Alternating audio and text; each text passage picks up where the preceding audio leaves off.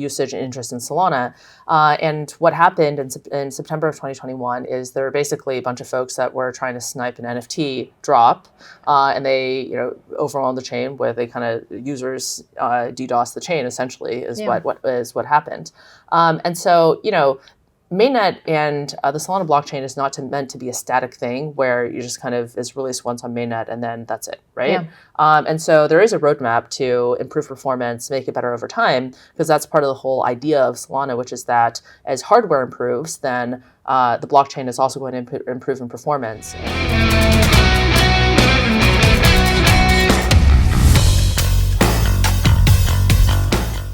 Welcome to the Encrypted podcast, your gateway to the future of technology and innovation, right here in the heart of Dubai's dynamic tech universe. I'm your host, Maria Vovchok, and together with Dubai Blockchain Center, we are embarking on a journey that unravels the minds of tech visionaries through the digital frontiers that are shaping our world. Hello and welcome everyone to the Encrypted podcast. I'm your host Maria Vovchok, and today we're really happy to have here Lily Liu, co-founder of Anagram, president of Solana Foundation, a contributor to Osmosis Labs, member of Super Team. As an early adopter of BTC back in 2013, Lily Liu has been in crypto industry for a full decade. She has gone from an exchange, BTC China, to an earliest mining company in the United States, 21 Inc., which later changed its name to Earn.com and was acquired by Coinbase. And then she joined a public blockchain, Solana. So many things that you've done, Lily. What else do you believe our audience should know about you that maybe I haven't mentioned yet? Well, I did live in China for 5 years and I actually learned about Bitcoin, crypto when I was in China. So that's always been a big part of my experience with crypto. Yeah. And that's obviously very relevant today. So, yeah. Can you please tell us, you joined Solana Foundation in 2021, and it has been through ups and downs, throughout this year's, first amazing rise, then obviously because of a lot of things that happened in 2022, it has its ups and downs. But when were you at the inception, in 2021? With your role, what goals have you set up for yourself that you wanted to contribute to the development and growth of Solana ecosystem? Yeah, so I got interested in Solana at the beginning of 2021. I just started using it as a user. So every so often I look around in the ecosystem just to check things out, what's new, try using different platforms. And when I started using Solana, it was a very simple reason that I kind of fell in love with it. So I clicked a button and everything just happened, right?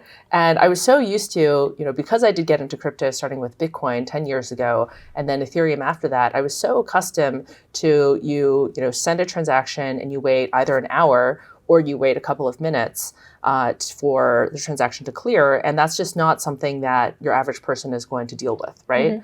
And so when I started using Solana, that kind of hooked me initially. And then I got more into the ecosystem, met more folks, got back in touch with Raj and Toli, got along really well. And I think I think there are two things. One is that I think it's the only blockchain right now that has the possibility of being used by regular people, right, who are not sort of blockchain aficionados.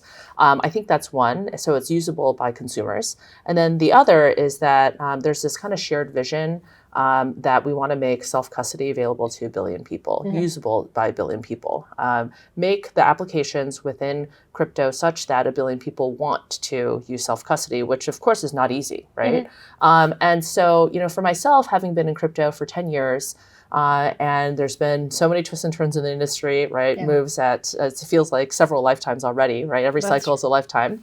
That for me is kind of the common denominator amongst so many of the different communities and, different generations that come into crypto. Are you a believer in self-custody?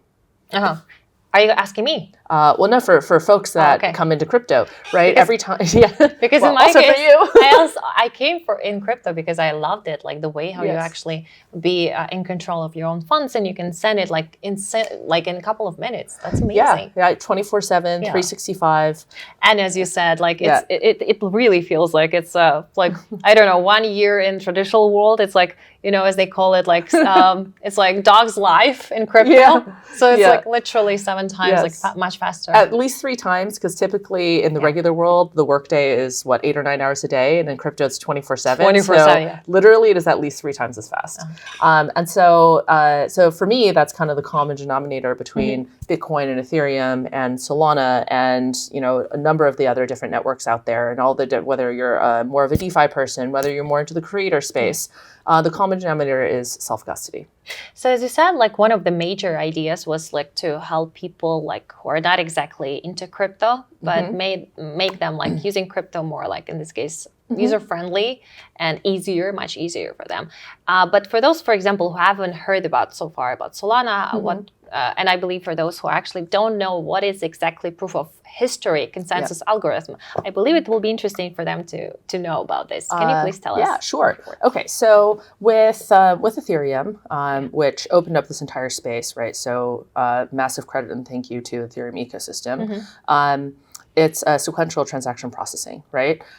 Whereas the innovation with Solana is to introduce parallel transaction processing, and one of the ways it does it is to have a common clock across all of the different validators. And so the clock is really just a hashing algorithm. So SHA-256, which is the same that Bitcoin uses, but that basically means that all of the machines kind of have like a machine clock that allows them to asynchronously synchronize the ordering of transactions. And so that was one of many things that has made Solana able to achieve the performance that it does. But then that essentially opens up the ability to do parallel transaction processing. So actually, this is a very good thing you mentioned, because on the one hand, it provided Solana with the ability with a high throughput, because like the faster transactions, smaller fees for transactions, and etc. But at the same time, obviously, a lot of talks have been about the outages that happened over the last couple of years, like since 2020. In 2022, 2023. And the thing is, even though the developers after that, they recovered everything like again back on track, but how were you, especially with the events in 2022?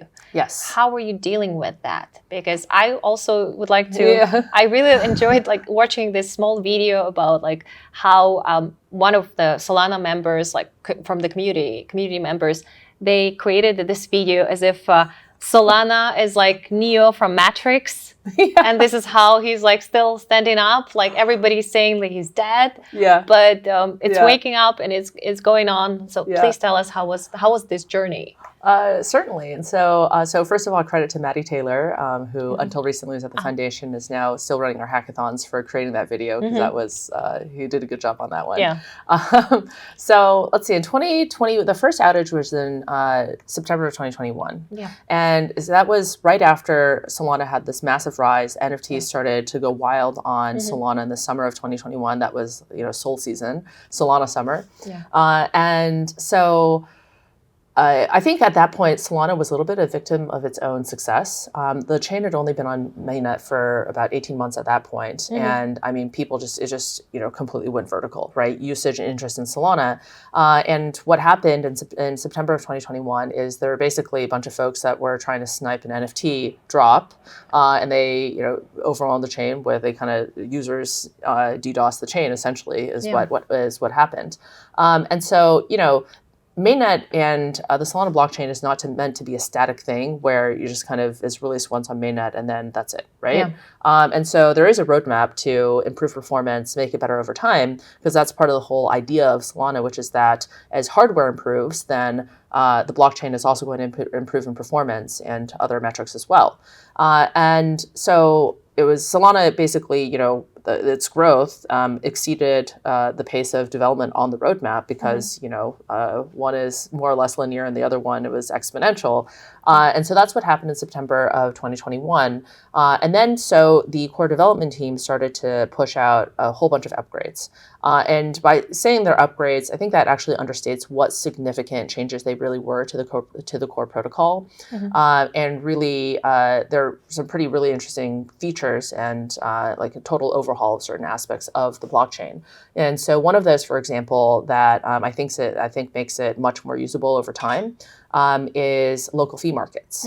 And so what we're used to in the Ethereum world, for example, is something really hot is going on, and then everything gets more expensive for everyone, right? And so whether you're trying to do a simple stablecoin transaction or do something more complex, you go from paying $2 to maybe $20. And that's just the way it is. Sometimes even more, correct. And with Solana, by implementing local fee markets, it's essentially sort of the fees will go up if you're interacting with certain hotspots or contract addresses that are really hot. But then if you and I are just trying to send one another, a payment, then we can still enjoy the performance and costs that we would get on, an average day, right? So that's one of the fixes that also helped therefore combat some of the potentially sort of speculative activity that was happening around NFTs. And then we also swapped out the transport protocol and introduced stake weighting, right? So those are all really significant changes that took, about a year to fully implement. And since then, I think that we haven't had any outage in close to a year. Dubai, home for innovations.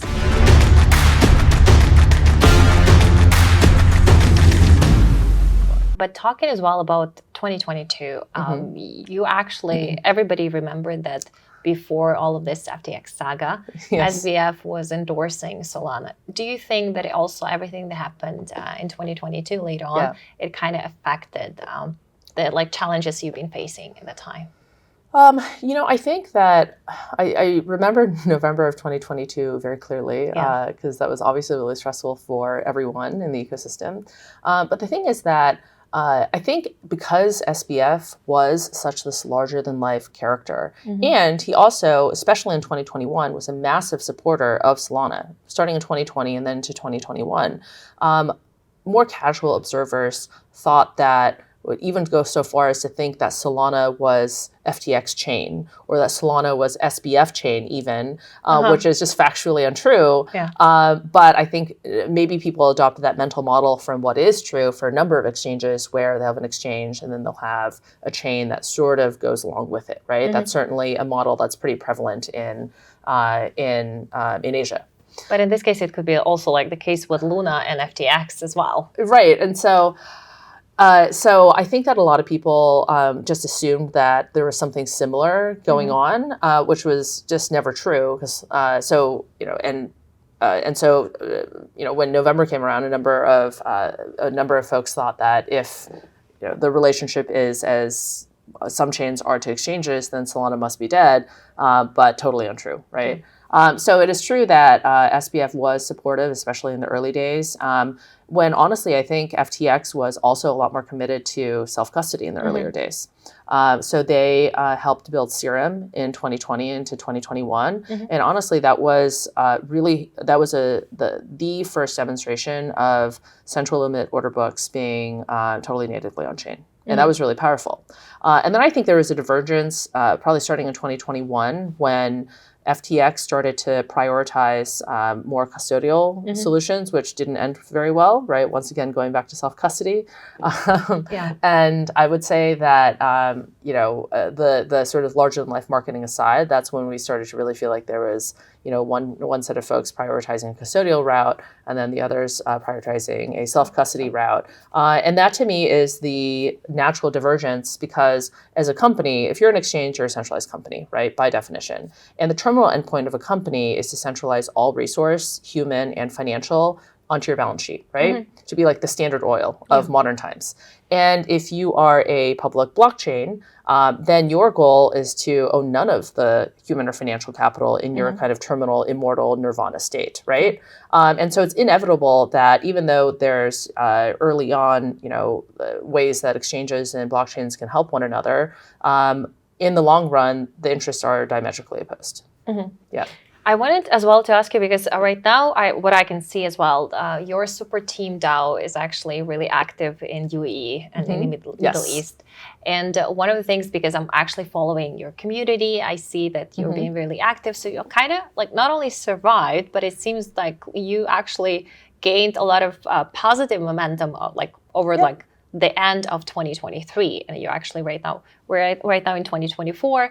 Can you please tell us what is happening right now in UAE with Super Team DAO, with DeFi projects built on top of Solana? You have a lot of Hackers House, by the way, very famous Solana's hackathons. Tell us about that. Yeah. So when everything happened in the end of 2022, obviously there's a lot of FUD in the ecosystem, but really, I never had a doubt that Solana was going to do great still long term, right? Because all the steps since, all the developers, no one left. Yeah. There might have been a couple of headlines that people searched really hard to write, because some journalists are sensationalists from time to time, and but really everyone stayed, and everyone's just had faith in the community, in the technology, and actually became even more loyal to Solana during that moment, right? And I think that that really is like that sense of community, that sense of loyalty, and that commitment to building cool things with this technology. That is the crown jewel of any blockchain, right? When the technology is open source, right? What is the true network effect? It's the technology, and it's really the developers. So that's something that I think was always true, and it took a while. It took about a year for people to more external observers to really understand that and see the core was only strengthened during that time. Oh, by the way, but coming back to that headlines, how did you feel about when some even developers were saying, "Oh, Solana will be dead in 5 years"? How would you address them, or you would not care and move on? Look, it's crypto. People say all sorts of things, and they say all of those things publicly, right? And so, how many times have people predicted the death of Bitcoin? How's that going? Oh yes, we even counted a couple of years ago. I was even counting how many, right? And then the news media was like, "Oh, this is how many times Bitcoin was supposed to be dead already." Yes, dead, rat poison, you name it, right? How many times have people named Ethereum dead? So many times, and you could go down the list, right? And the actual fact of the matter is that things in blockchain, even if they don't succeed, right, things never die. Okay, so that's just a factual sort of baseline, right? And then I think, to your question about Super Team, so we, so Super Team started in 2021. Some community members started Super Team. And it's essentially a DAO that is committed to developing the community within Solana. And so Super Team has been around for about 2.5 years now, and originally started in India. And for the first year or so, it's really focused on the developer community within India. And then in the end of 2022, then we started to roll Super Team out into many different geographies, right? And so UAE, I think, has been really interested in attracting blockchain to the UAE, and so Super Team thought that would be a good place to start getting active, and so I think the Super Team folks started working on UAE about 6 months ago. And I think they've been doing a great job. And by the way, you as a president of Solana Foundation, what strategies do you use and do you have, for example, to attract more developers to build DeFi projects on top of Solana blockchain? Yeah, so for us, so first of all, the foundation is just one entity of many within the ecosystem. And one of our goals actually is for the ecosystem to grow at a far faster pace than the foundation ever could, right? And so for us to, gradually recede it relative to the ecosystem. And so therefore, our priority is always on the community, developing the community, helping facilitate growth of the community, and ultimately for the community to take over, whatever and all the things that it can, right? And so with the developer community, so first of all, the developer community is the crown jewel of any blockchain, right? The most important thing is always the network, because if there's no network, there's no blockchain, there's literally, no blockchain. And then next to that, it's in having an independent developer community, right? Because if there's no developers, then no one's building applications, and there's nothing for users to do, right? And so once the blockchain is live, there's all of the various things to improve the quality of the network, continuous improvement on the software, so on and so forth. But then the developer community is something that we've really invested a lot in. And I would say, from the 2017-2018 era, I think Solana is really certainly the most successful developer community outside of EVM, right? Everyone else that proposed new scaling solutions pretty much went the EVM route, right, to kind of draft off the existing developer community there and the network effects that gives you. Whereas with Solana, we kind of had to build everything from scratch. So we've invested a ton in developer education. That's one of the most important things that we do because it's not just Rust, right, but it's building blockchain applications with Rust. It's a little bit harder to learn, more of an activation energy. So we invest a ton in that. We invest a lot in community development, and so Super Team is one of the things that we do around that. But that's a huge priority for us, right? And to me, that's one of the most important things because, again, as the foundation, we're not here to be here forever, right? We're here to help maybe kickstart a couple of things, and then for the community to really, in the ecosystem, to really be the ones that drive things forward long term. And that's the original ethos of blockchain, and that's the purpose, right? By the way, when I actually mentioned about Solana Hackers House, you have them very often. Right now, you have them as well in the UAE. And I was really curious about when you said about jewels among developers. Have you found some, let's say, some specific brilliant projects that you can find, and jewels as individuals in terms of developers as well? Certainly in Solana, we have some really very talented developers in Solana. And what we've been doing since we got started in the UAE about 6 months ago, what we've been doing is introducing those founders into the UAE. And so we did a founders trek back in October where we invited 20 founders from around the world, brought them to the UAE, and had them meet with folks here to understand potentially how to incorporate, how to set up a business, and how to operate out of the UAE. And what we're starting next week is a Founders Villa, where it's a sort of the 1 month long version of the Founders Trek. So we're renting 3 villas here and stocking the refrigerators with Red Bull, and inviting people to come and live here for up to a month and build out of the UAE. And so those are some of the things that we've been doing. So we do the hacker houses. There's usually a couple of days, but then there's these additional ways that we really try to support folks in a community. Encrypted is your exclusive ticket to the epicenter of technological innovations in the MENA region. But also, you right now came to Dubai for a Satoshi Roundtable. So can you please share with us what kind of discussions are you, in this case, you're looking forward to the most? Because there are plenty of the ones that are proposed, the ones that are discussed. For you as a president of Solana Foundation, which one are the most interesting, or the ones that you're heading, the ones that you're leading or moderating? So this is not my first Satoshi Roundtable. I went. By the way, when was your first Satoshi Roundtable? I went in Mexico in 2020, right before the pandemic. Yeah, amazing. Yes, and but this is certainly my first one here in Dubai.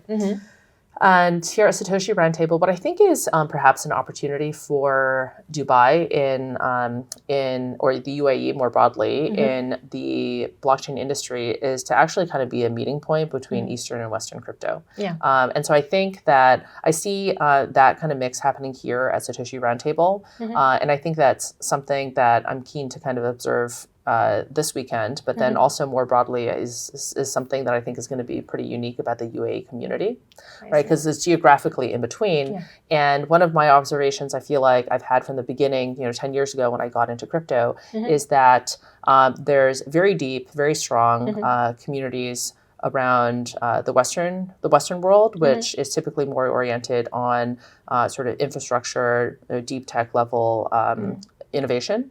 And then there's kind of the GMT plus 8 take on blockchain, which is has amazing developers, but then is really strong in terms of liquidity in markets, right? And so the kind of the two parts of crypto, if you will, they certainly need one another, right? But the cultures are totally different. The people are totally different.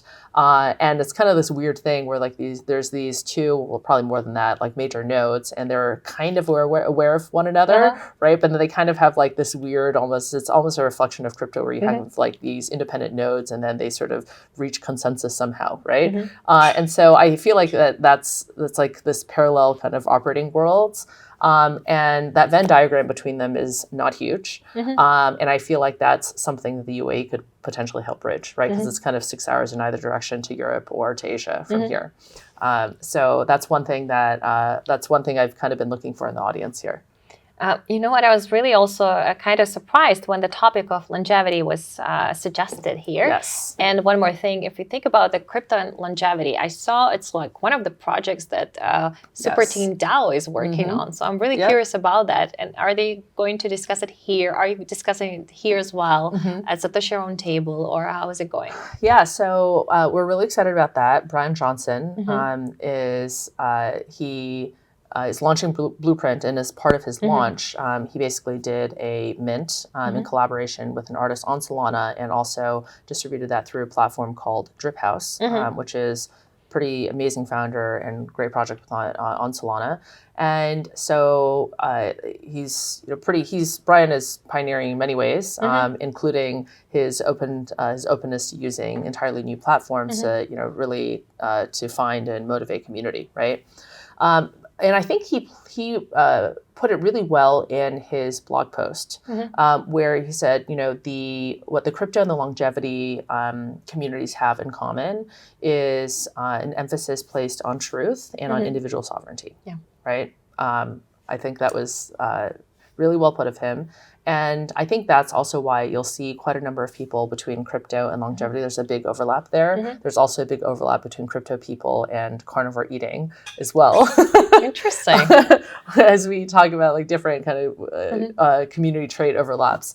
And so I think that we're probably going to see more of that, right? And I think that that starts to open up what we've talked about and written about in crypto for a while, which is that crypto is a way of using incentives to compel a community towards action, right? And what is that action? I think that action can be applied towards the longevity sphere. And so some of the things that I think Blueprint is interested in doing is using this community to, for example, run sort of clinical trials, right? Decentralized clinical trials. And the ability to potentially put those attestations on a blockchain, basically be able to verify what people did and when, and then what their outcomes were, right? To bootstrap an independent blood testing network, right? Yeah. So all these types of things that at least, I don't think you can really do in a different way, right? So we're pretty excited about that, and we're going to see what's coming of that. Yeah. One of the important things, if we're talking about any blockchain as well, any company, is also collaboration and successful partnerships. What I was really also nicely surprised, I wouldn't say surprised, but the good news came recently about Visa announcing expanding its stablecoin settlements using the Solana blockchain, which I believe is like a huge partnership for Solana. Yes. Among others, can you please name the ones that you believe or you're expecting, or they're happening already, or they haven't been announced that you can announce already? The ones that probably maybe something very exclusive for Encrypted podcast. Well, if they're not announced yet, then they will be announced soon. Okay. And approximately like the dates. I would say I think on the payment side, I think there'll be another exciting announcement in a couple of months. Interesting. Yes. Okay. But then speaking of payments and settlement, right? That's a big use case for Solana. It's something we focused on for a number of years now, right? About 18 months ago, we really wanted to focus on stablecoin issuance and not just the USDC and the USDT of the world, which are already natively issued on Solana, but then really work on stablecoin issuance for non-US stablecoins, right? So there's Euro, AUD, GBP coming, CHF, JPY, right, amongst others. and hopefully AED as well. Interesting. Yeah. I think hopefully. it's especially really interesting, especially for everyone who's here in the UAE. Yes, definitely. And I think that's also strategic to the economy here, right? Because the AED, if you make the currency more broadly available, then you can potentially reach more global markets. So stablecoins, payments have been really important to Solana because Solana, as a performant chain, I actually think is really the number one place that payments can actually function within blockchain. Because really, that was part of the original vision around some of the inspiration for Bitcoin, right? Global payment network. But the truth is, over the last 15 years, it's not been possible to actually do, right? I think because you need three things to really come together in order to actually have a blockchain-based payment layer and also a composable payment layer that then you can sort of start to build these more settlement-based use cases on. So there's three things I think you need is you need to perform a blockchain that gives a consumer an experience similar to Venmo, meaning you click a button, your money's there, right? In fact, it's even better than something like a Venmo because you click your money, it's there, and it's like, it really is there. It's not a reflection of what's in a database somewhere, right? So that's number one. Number two is you need to have enough liquidity in stablecoins or assets that people actually use as a medium of exchange. And as much as we love the assets that we have in crypto, most people just don't denominate their lives in those assets today. So what people do denominate their lives in is fiat currencies because that's, the dominant medium of exchange. Okay, so that's number two. And then number three is you have to have an independent developer community so that, you can think of the interesting use cases to be built on top of payments and settlements. So I think that those three things really only come together in Solana. And I don't think that there's really an alternative to that right now, right? So that's been a big deal for us for a number of years now. We built Solana Pay as a payment protocol, also starting about 2 years ago. And now these things are coming together. That sounds really exciting. Lily, we are definitely expecting for new announcements from Solana. Thank you so much. Today we had Lily Liu, president of Solana Foundation. And right now we are moving to our rapid fire questions. Rapid fire questions. So Lily, right now we are going to have rapid fire questions. You can answer like in one quick sentence. I'm asking you a question, you can answer like quickly.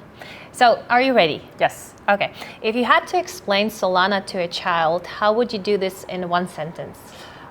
It's a network of lots of computers that make sure your money gets to where it needs to be, and it does it really fast. The biggest misconception about Solana? That it's centralized. Okay. Name 5 qualities that you believe a real entrepreneur should have. I think relentless,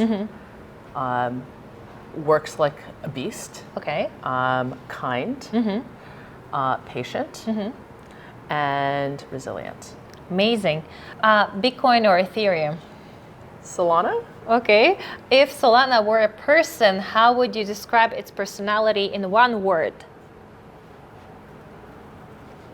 Fun. What's your favorite programming language? I'm not an engineer. Whatever the engineers choose. The moment that you're the most proud of in your blockchain career? I think Solana actually after the FTX fiasco. The moment you would like to forget? Also that one. before everything happened? Yeah. Before that, the moment that it happened, and then after it happened, proud. Yeah. Describe a perfect day for you. A perfect day. I get to actually, I feel like I have so many perfect days in crypto because I get to work on things that I really love. I work with people that I really consider friends, and I get to hang out with my kids. Amazing. How often do you practice your keynote speech before going on a stage? Oof. I was a big procrastinator in college. It hasn't gotten better. So in this case, you're improvising. I practice a little bit, but you're doing an amazing job if you're improvising. I've always been a procrastinator. Yes. Finish the sentence. My business philosophy is.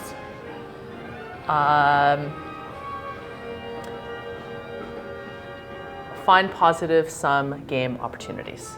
Amazing. If there were a movie about your personal and business life, I mean, more like an entrepreneur, how would you call it? About my professional life? Yes. About my professional life? Lily's life in general. Lily's life?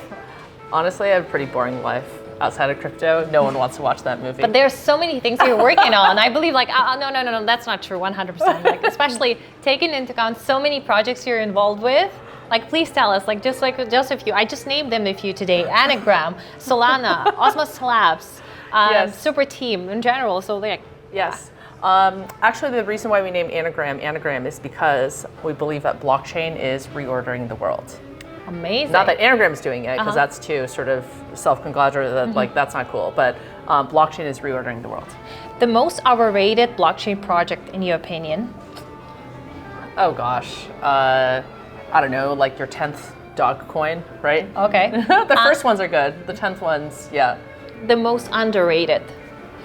Most underrated, I think, I actually really like our friends at Near. Amazing. What do you enjoy the most about working with the Solana community? I think people are good at what they do and people are kind. Amazing. Yes. The next big trend to follow? Like everyone's into modularity right now. Yeah. And then ZK rollups, people are super into that as well. Yeah, that's going to be the application-specific infrastructure. Amazing. Yeah. What's your personal formula for success? Similar to the 5 attributes you asked about earlier. And so I think you've got to be tenacious. You got to look for positive sum games, and always be very choosy over the people that you work with, right? And so pick very carefully who's kind of in your first concentric circle. Understood. And Dubai for you is associated with? When I first came here, I was like, this is Singapore meets Las Vegas. Amazing. And I love both, so really nice. Here we are. Thank you so much. Today we had Lily Liu, co-founder of Anagram, president of Solana Foundation, and contributor to Osmosis Labs, member of Super Team. So excited to have you. Thank you so much. Thanks. Thank you for watching and see you next time. Thank you. From the gleaming skyscrapers of Dubai to the innovation hubs of the Middle East and beyond, Encrypted brings you thought-provoking discussions, exclusive insights, and stories of innovation that will leave you inspired.